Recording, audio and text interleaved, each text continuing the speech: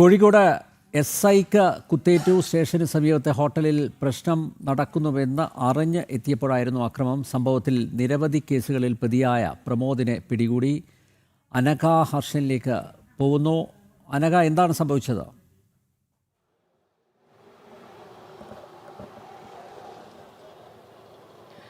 അനിൽ നമ്പ്യാർ, നീലിമ, അല്പം മുമ്പാണ് ഈ നടക്കുന്ന സംഭവം ഉണ്ടായത്. കോഴിക്കോട് ടൗൺ പോലീസ് സ്റ്റേഷനിലെ SI ആയിട്ടുള്ള ഷാഫിക്കാണ് കുത്തേറ്റത്.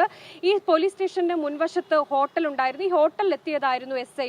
ഈ ഹോട്ടലിലുണ്ടായിരുന്ന സപ്ലയറും ആ സമയത്ത് അവിടെ ഉണ്ടായിരുന്ന ഈ വെസ്റ്റിൽ സ്വദേശിയായ പ്രമോദും തമ്മിൽ വാക്കുതർക്കം ഉണ്ടാകുന്നു. ഇതിനിടയിൽ SI ശബ്ദമുയർത്തി സംസാരിക്കരുത് എന്ന് ഈ പ്രമോദിനെ വിലക്കുന്നു. അതിനുശേഷം പ്രമോദ് ഈ ഹോട്ടലിൽ നിന്ന് പുറത്തേക്ക് പോകുന്നു. ഈ പ്രമോദ് ഹോട്ടലിൽ നിന്ന് പുറത്തേക്ക് പോയതിന് പിന്നാലെ SIയും പുറത്തേക്ക് ഇറങ്ങി. അതിനുശേഷം തൊട്ടടുത്ത് ഒരു ഓട്ടോ ഉണ്ടായിരുന്നു. ഈ ഓട്ടോയ്ക്കടുത്ത് SI എത്തിയ സമയത്താണ് ഈ പ്രമോദ് എന്ന് പറയുന്ന ക്രിമിനൽ ഈ SIയെ ആദ്യം ഈ SIയുടെ പിൻവശത്ത് കുത്തി പരിക്കേൽപ്പിക്കുന്നു.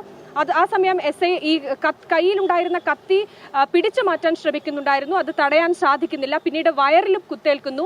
വീണ്ടും വയറിൽ ഒരു തവണ കൂടി SIക്ക് കുത്തേൽക്കുന്നുണ്ട്. തൊട്ടടുത്ത് പിന്നീട് ആളുകൾ ഇത് മനസ്സിലാക്കി എത്തുകയും ഈ പ്രമോദിനെ പിടിച്ചു മാറ്റുകയും ചെയ്തു. ഇപ്പോൾ പ്രമോദ് പോലീസ് സ്റ്റേഷനിൽ കസ്റ്റഡിയിലുണ്ട്.